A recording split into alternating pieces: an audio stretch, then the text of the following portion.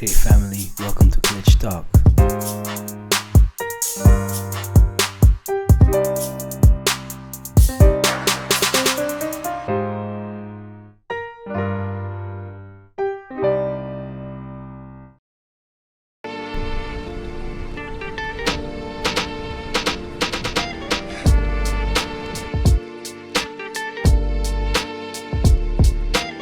So Clitch family, it's not even an interview, it's a conversation. And I'm sitting here with an amazing brother, Manassé. Yes sir, Manassé. But I'm not even gonna tell you a lot what he's doing or why, because that's what we're gonna cover in this amazing conversation. So yeah man, sir, thank you so much. Thanks for having me. Amazing, man. I just want to jump into already. Yeah, sure. And like I said, like we connected at Tino's event, Exactly. and I was like, "Yo, you're so sharp. I was like, let's exchange and let's do something." And you were like, "Yo, what do you do?" Basically, like, "Yo, I interview, spotlight rising entrepreneurs from the culture, Afropeans." And that's what I wanted to have you on, because based on our small interaction, I was like, this is somebody from the culture who can add value to us. So if you can, present yourself a little bit in a nutshell, a little bit who you are, what you do. Good. First of all, thanks for having me. Thanks for inviting me actually on your platform. That means a lot to me. I am actually Manassé Massuama. What I do, I have a consulting firm. It's not only mine, with many. I have a couple of other partners. And what we do actually consulting geared towards the Black community and towards Black-owned businesses. So that's our main focus. However, our focus is also to get African businesses to Europe and vice versa. So African European businesses that want to sell their product or their services in Africa. So that's it in a nutshell. Wow, that's amazing, man. And actually, this same energy that we already have. While we wanted to spotlight, you are helping them, and consulting them. Yeah. Brother, like, what made you start? Who inspired you to say, like, yo, let me go in consulting? I don't think that it's exactly one person, but it's rather a consistent way of different happenings, different moments in my life that were like, okay, you have to do something. And the biggest is a story. I'm gonna try to keep it short because, but in my second year in uni, I got the opportunity to go to abroad, and that was like for a 10-day trip, and we basically had 3 options. It was or you go to London, or you stay in the Benelux, or Singapore. And all my friends were like, let's go to London, it's something else, but it's not too far, because we planned a big vacation in the summer. But something in me was like, nah bro, you need to go to Singapore. And when everyone was saying like, nah bro, come on, don't do that, it's more expensive. And in all logic, they were right. It was more expensive, it was a harder trip, etc., etc. I was like, something in my stomach is telling me I have to go to Asia. I have to go to Singapore. And what happened? I did. All my friends went to London. I went to Singapore. And what we had was actually like different activities, different businesses, business schools, NGOs in Singapore. And we arrived at INSEAD, INSEAD Business School. I don't know if you're familiar. INSEAD, yeah, I am. It's basically one of the top business schools in everything. Exactly. And I just arrived at those facilities and I'm like, okay, this is different gear. these are different people, different gear. Yeah. And basically we get like a lecturer, an Australian lecturer. I do not know his name. And that class, that was for me, because everyone was basically sleeping around or just not so interested, but he just addressed us and told us like the story of INSEAD. It's a major business school, a bit of marketing. And okay, of course, we'll give him the slack. Yeah. He's representing his uni. Yes, sir. And then he says, he starts the story of Singapore. And he says like, Singapore was basically an island rejected by everyone, China, Malaysia, no one wanted it. And there was a strong leader that stood up. Wow. And the strong leader said like, okay, we will rebuild our country ourselves. Wow. And he took a loan. Yeah. And he took a loan from their former colony, with the British. And with that loan, he invested it, allocated it basically in three things: education, Yes. infrastructure, and anti-corruption. Wow. And from that moment, Singapore went from third world country to first world country, how we know it now. And that's under 50 years. Wow. And just with that story, I was like, that's what I want to do. Yes. Allocating money for a greater purpose. Yes. And from there on, it started like, it was first like, okay, I want an investment firm. Yes. Then from the investment firm, it was like, okay, but you don't really have a track record. Yes. So to build a track record, consult businesses, Yes. make them bigger then. And then at a certain point in time, maybe someone will be like, here is 100 million. Yes. Now you can invest in businesses. And that's where momentum started.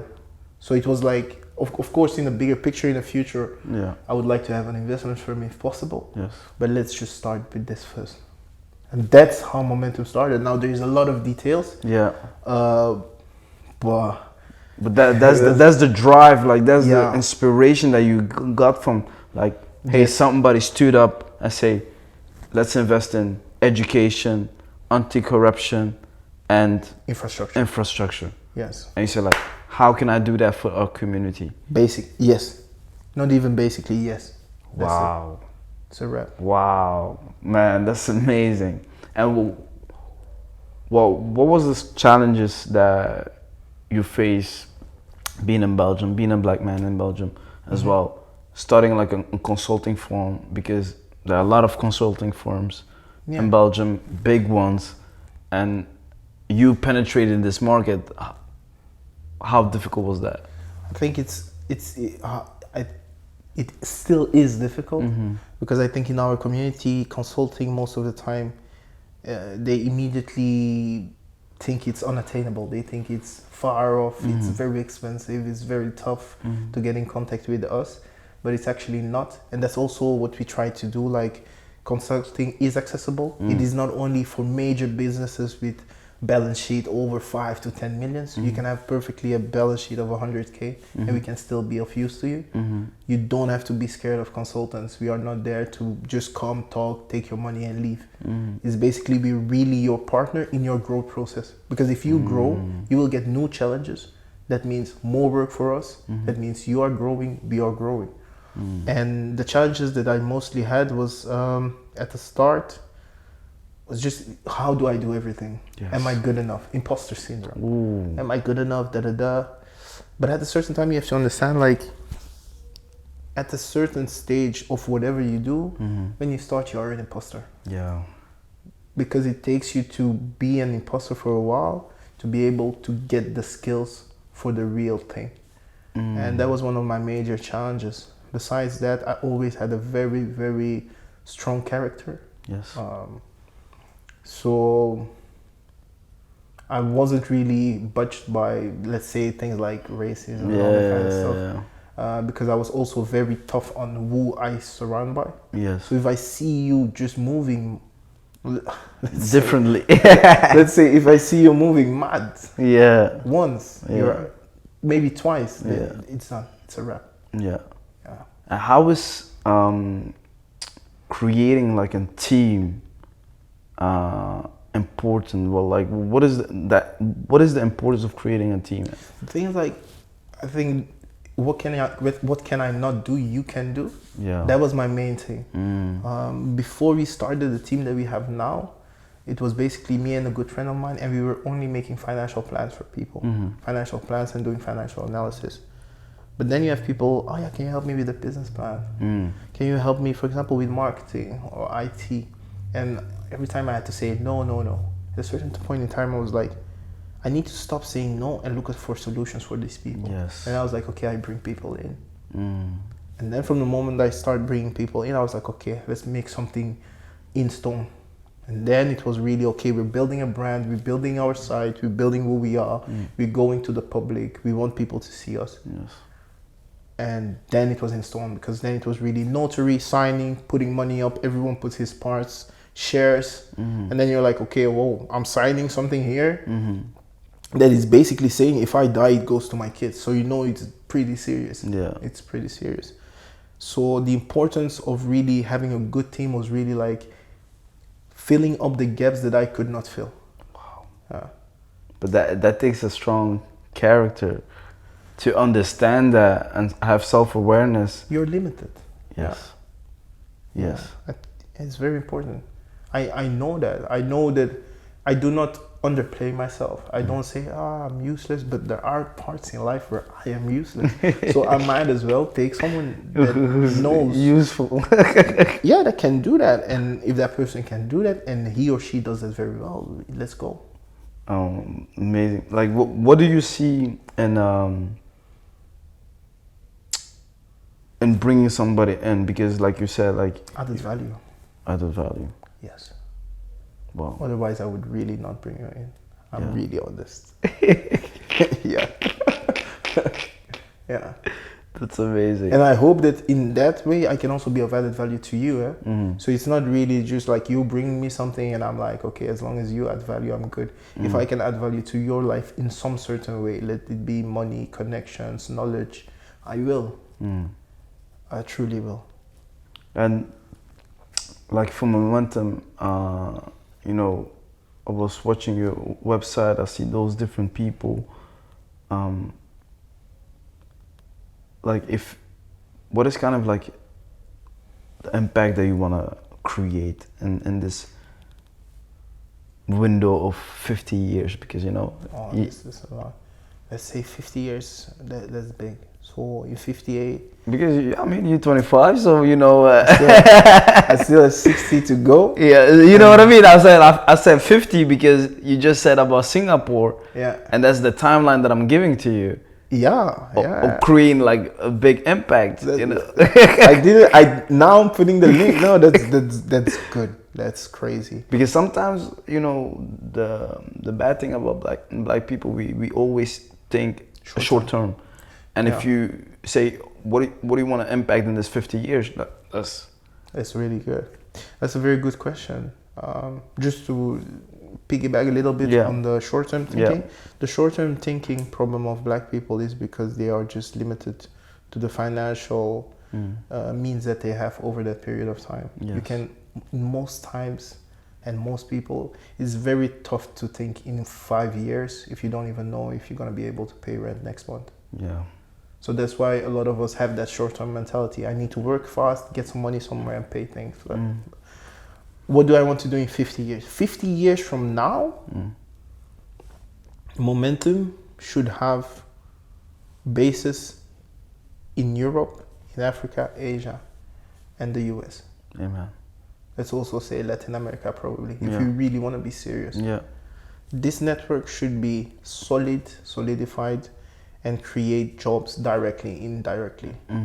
If I say direct jobs, so let's say employees, 50 years from now, I would love to have like 30 to 40K direct employees from Momentum. That's on one side. On the second side, probably something Momentum Capital will also pop up somewhere, and there will be rather an allocation of funds. That will be our funds, that will be maybe a private equity fund, maybe a venture capital fund. Let's say it will be in private equity and different strategies. That's the things that I want Momentum to be in 50 years. The impact that I would like to have on Momentum, on the world as Momentum, is like, we did it. Black people are leading. Black people are being of added value to everyone.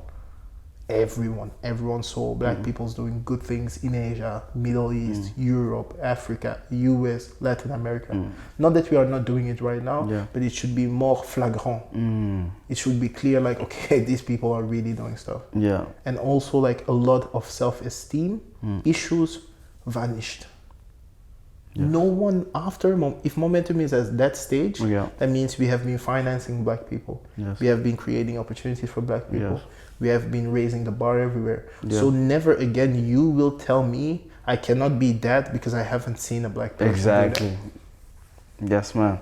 If I'm 70, let's say 76 is 50 years from now, and I see a kid saying that, I'm like, hey, you need to be very careful with what you say, because that's not true. I want to be able to say that. Amen. Of course. But let's go even come back, because we went immediately into the business aspect. Yeah. Like, what is your base basically? What did you study? My base, yeah. Business, handle we call it, but business in Belgium, let's say when you do it in high school, it's more pure accounting. Yeah. So accounting is really my base. Then when I went to uni, I tried economic policies, 2 years. That was basically credits barbecue. I was frying my credits. Like in the first 2 years, I was telling it to a friend yesterday. I had dinner with a good friend. I haven't seen him in a while. Yeah. And I said, I lost 90 plus credits in my first 2 years of uni. Wow. Yeah, that was a serious party. Not good, huh? Not good. But like, kids don't do that. but like, I lost 90 credits. So economic policies and then pure business. Yeah. I did international business management, and then now I'm basically doing an advanced master in financial markets. So pretty number based. So what did you love about finance? Like, well, why finance? Well, why did you get in? Because you touch everything. I can be in finance, and I can work today with a marketing bureau, and tomorrow I can work with a bakery, and then next month I'm working with a mining company. Okay. You're touching everything. In every business, finances, let's say liquidity, money, is the blood of the business. Yeah. The CO2 of the business, like no CO2, is what make the business go around. Otherwise, it's a hobby. Otherwise, it's a hobby indeed, and that's all right. That's all right. But that's but not. The world doesn't run on hobbies. The world doesn't run on hobbies. So yeah, so that's why finance. And at a certain point in time, I also saw the implication that good financial habits can have.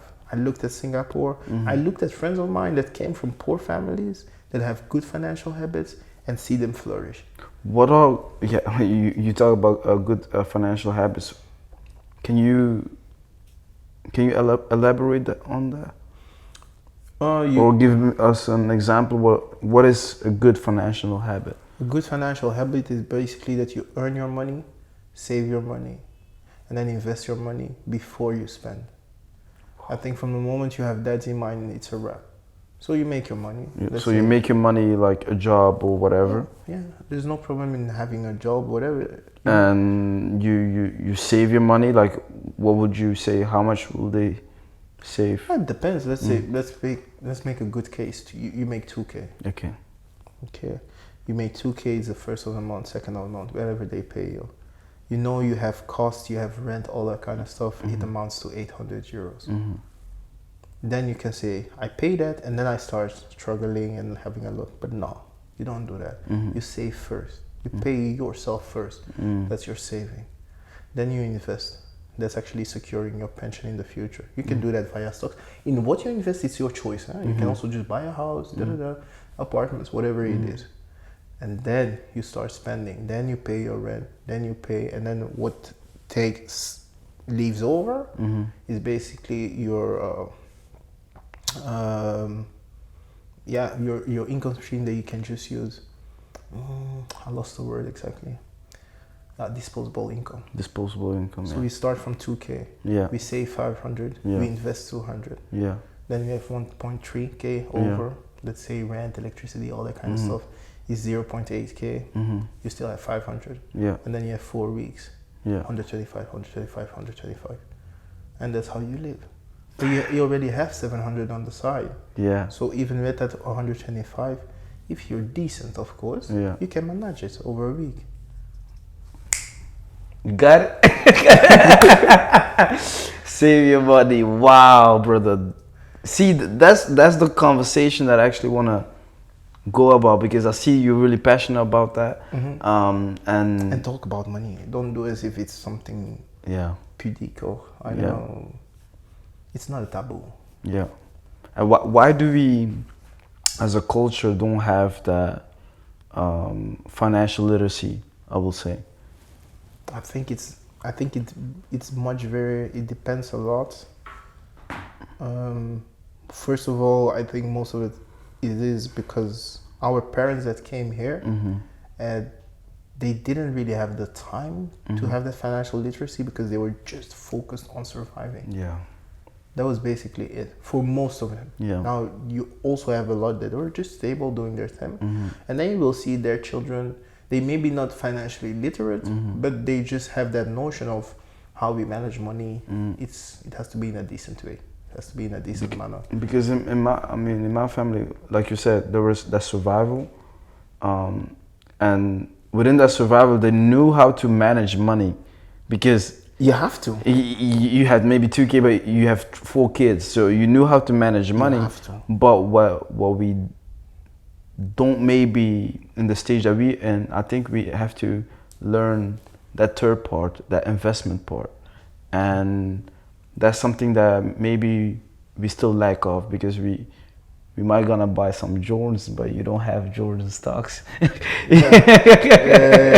You know, like, but You buy Jordan, but you don't have Nike stock. exactly. The thing is this, I had the discussion a lot, and it depends also on the person that you are.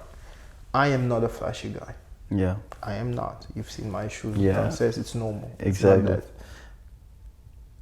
that. So invest in something that you find interesting. I know people that make a lot of money buying those limited edition shoes, but then also make money. Exactly. Don't play around buying that stuff to wear it out, and then throw them away.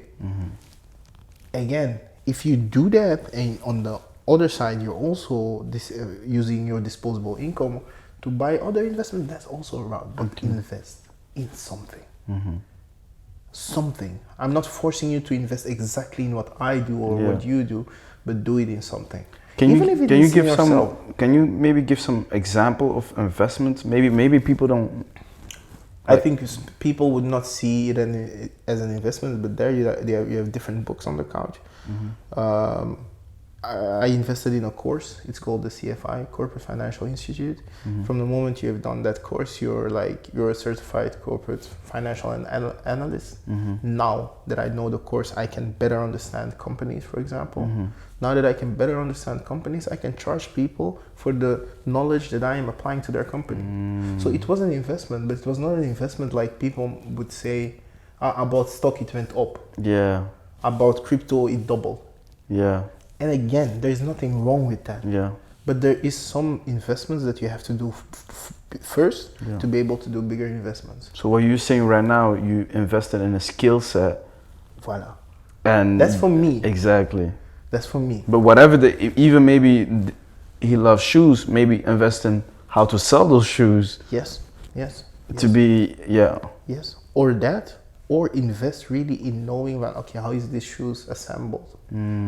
That's also the thing. Invest in something that interests you. Yes. It will make things much easier. When I'm reading, for example, balance sheets, when I'm reading like annual letters of companies, I'm interested in that. So you're gonna see like, oh, why is this guy reading 100 pages? He's crazy. Yeah. For me, it's interesting. Yeah. For you, it's rubbish. Yeah. And that's all right. It doesn't make you better or less than me. Yeah. It's just different. So you should maybe invest in something that you find very interesting. And I mean, you know how many of our sisters make a lot of money with selling wigs and hair and doing hair. Yeah. So they invest time in learning it. Now they can do it. Yeah. Now they buy the hair. Now you come to their house. They do your hair and they charge you. Yeah. That's an investment. Yes. Now the next step is, okay, how can I do this in a more efficient way so that I spend less time on it? Okay, I take 3-4 people, I teach them how to do that. They say, I don't like risk, I don't want to put my money up. No problem, just come here 2-3 times a week and you have 4 heads that will always be ready for you to be done. You do the 4 heads, I pay you 20 a head. Yeah. 30 a head. But she's charging 200. Yes. You see? Yes. So now what she was doing in her limited time, it's now quadrupled. Yes. Okay, she has some costs of people that she has to pay, but that's all right. because these people, maybe in their turn, they're doing something similar Exactly. with something else. Yes. Then they have their people that work for them, and that's a community of value that you've created. Because what I see sometimes, like when we invest in something that we like, I really want to go now more into not the ugly business, but the not sexy business. That, yeah, you have the weak, you see that. What about the infrastructure? Because that's why we were talking about the process, owning the process. Yeah. Is I think that's the next stage that we should also be in. Not only at the end product, but also the process, like that we talked about, like that diversity within the full business journey. I like that you say that, because that's basically my investment thesis for the future. Amen. When we look at the future of the world, I'm not even going to say the world, my portfolio, it's going to be energy, water, infrastructure, and trash. I don't know how to say déchets, trash. Yeah, trash. Yeah. That's it. You will always have something to throw away. You will always use energy. You will always drink or use water. Yeah. And you will always need infrastructure to sit in. And those infrastructure is not only physical infrastructure, but also IT and technological infrastructure. It's a wrap. There's nothing more to say. However, there are different things that you can say, like, okay, I like the metaverse. I like things that are maybe more sophisticated. You can do that. Okay. I understand that. But my vision is on Africa and on certain countries in Africa where these basic needs are not met yet. So if I see those basic needs are not met, I want to be of added value to them. I want to do that first. Because you will not be able to go to the toilet in the metaverse. You will need a toilet. You will need to flush that away. That's not. You don't like it. Well, you will. Worry, I'll do it for you. It's all good. And then you buy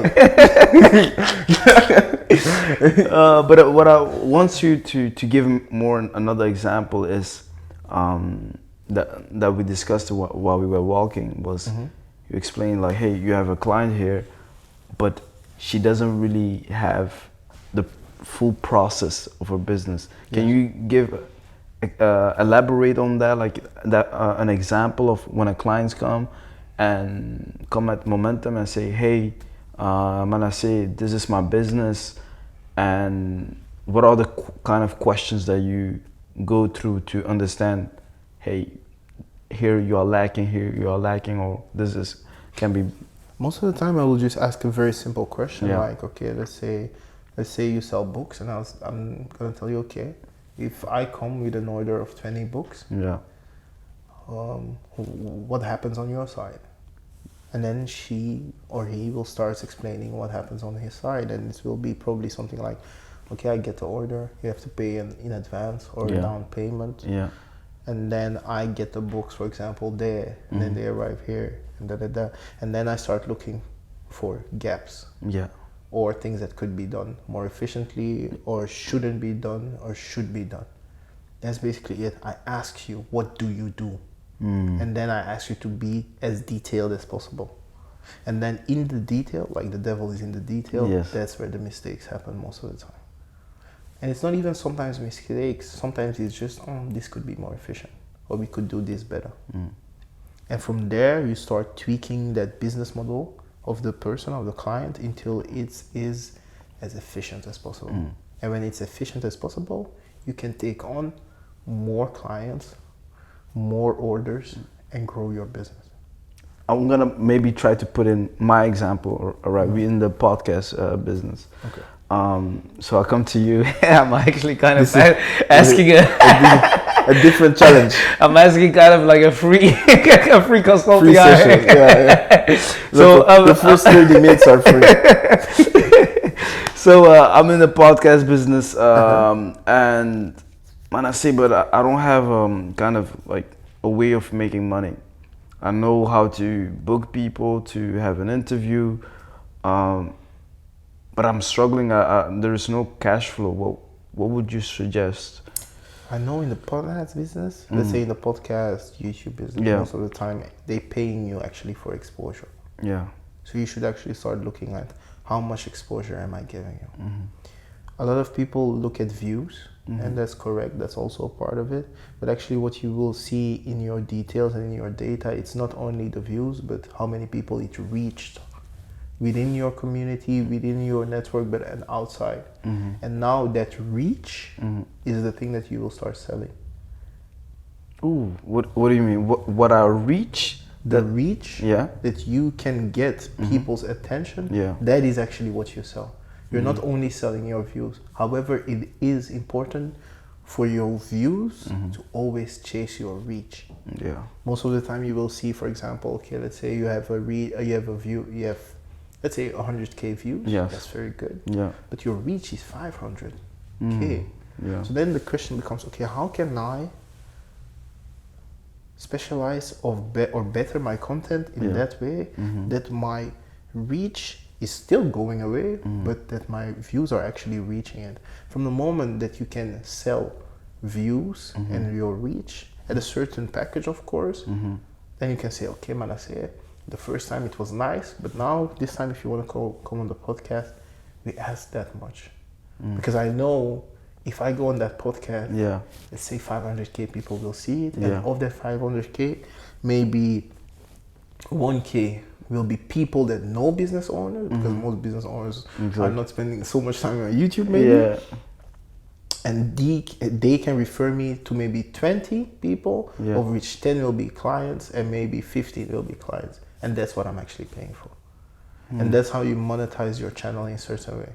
And collaborations. Yeah. There are collaborations that could be useful, expanding your reach, making it interesting, engaging with your public, because that's a very big one. Yeah. You engage with your public, you listen. What is the desire of the people that watch you? Yes. And from the moment you can meet that desire, it's a wrap. Something that's also very important that my mother learned me that early on, it's actually the amount of money that you have is equal to the amount of value that you're adding to others. So the more value you're adding to other people, Yeah. the more money you deserve to have.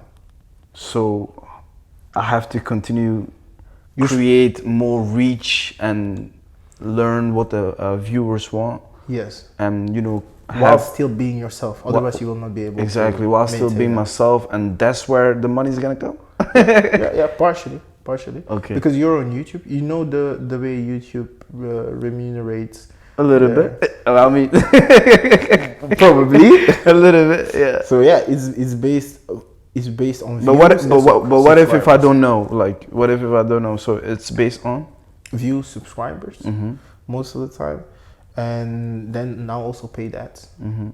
But now you have like the paid ads that are in the YouTube. But now people, what do? I buy premium. So YouTube make money off the premium.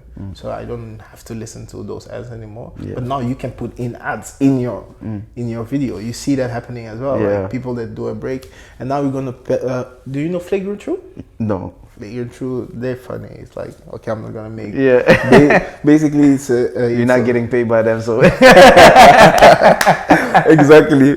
And it's basically they would stop the video that we are making now, Yeah. and you're just watching straight into the camera and maybe taking 30 seconds to Yeah. represent another company. Yeah. And for that, those 30 seconds, they pay you. Okay. But that's now companies paying you. But you should also try to monetize just YouTube paying you because you have X amount of subscribers, etc. Yeah. But I'm going to be honest, that's our marketing department. We have a very talented lady for that. Yes. Jennifer and Berenice Sunzu, shout out to them.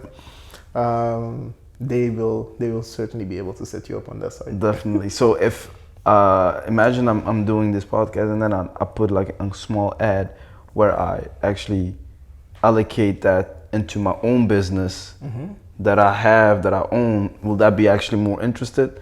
Like, okay, we're doing the podcast, but the business behind is something that I'm promoting instead of I promote somebody else's thing. You can do that. Yeah. I certainly think that it's interesting because I think it's the clothing business. No, I'm more actually in the as the agency. Yeah, the agency. The marketing agency that we're doing. The idea creator. Exactly. We help visualize your idea. Visualize your idea. Exactly. Yeah. Yeah, you can. Yeah. You can. It's gonna be a little bit weird because you're representing yourself, but why not? You can do that. Yeah. Yes. Yes. You should, and you should then also see like, okay, when I represent myself, are people watching that? Yeah. Or are they just going through? Okay. I don't know if there are specific stats on that, but I think you can track that. At what point in time in my video do people stop? You can see that. Yeah. Why do they stop? What happens there? Is the conversation too dull? Is it too corporate? Is it too funny? What's happening there? Why are people stopping at But the hey, third minute? I like that you elaborate. Well, what do you mean? Because when you do your analysis, you said that earlier as well. Like you come and sometimes people are too corporate, too fun. Can you elaborate on that? You have to adapt to who you're selling. Yeah. I can be consulting and I find it very interesting. But basically what we do is management consulting. We basically come to you and say, do this different. You cannot come in, tell someone to run his business different. Certainly not, it's his baby. It's like me telling you, raise your children different. I better come serious. Yeah. So yeah, I have to come serious. Now, if you're selling something that's a little bit more cute, a little bit more informal, you can be informal. That's all right. But if you're in the business of telling people to do things different, people don't like that. Certainly not if they have been doing. I've been doing this 10 years. Who are you? Who do you know? Yeah. I've been selling things for 15 years like now. Yes, I always go to the house of my client. Yeah, there is BPOs, there is different types of people that can do that for you at a lower chip. No, I like to pay gas. Okay. So adapt to who you are selling to. If your public is laid back, if you're doing something to make people relax, that's all right. Be relaxed. Give them the feeling. Sell them the experience that they were going to have. And we have to sell an experience of efficiency. And efficiency, sometimes it's tough, sometimes it's not hard, it's not always fun. Yes. But that's what we sell.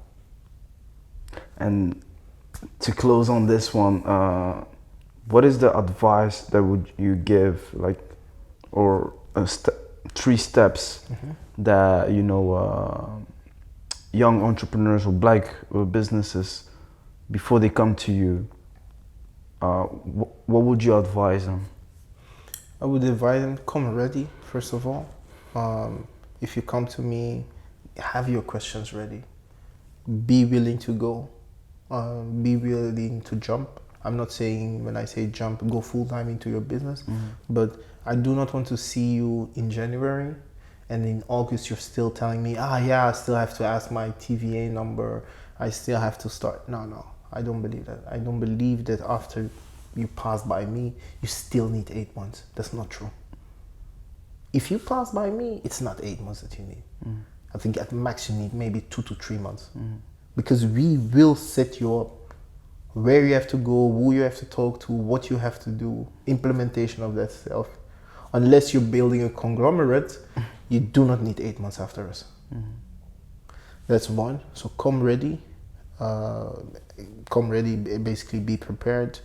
Be willing to test yourself and challenge us as well. Challenge us. Come with hard things. The harder your questions, the more we have to work on it. The harder it gets for us, the better we are at the end of it. I think that's really my main points for entrepreneurs. And yeah, challenge yourself. Be creative. Yeah. Well, Manassé, thank you so much for this conversation. I'm gonna check you. So yeah, today we covered a lot. We covered about his vision for Momentum. We covered about why he started that, his education, and we covered about the process, how he helps people to consult them in their journey. But most importantly, he's a sharp man, isn't it? Yes, sir, man.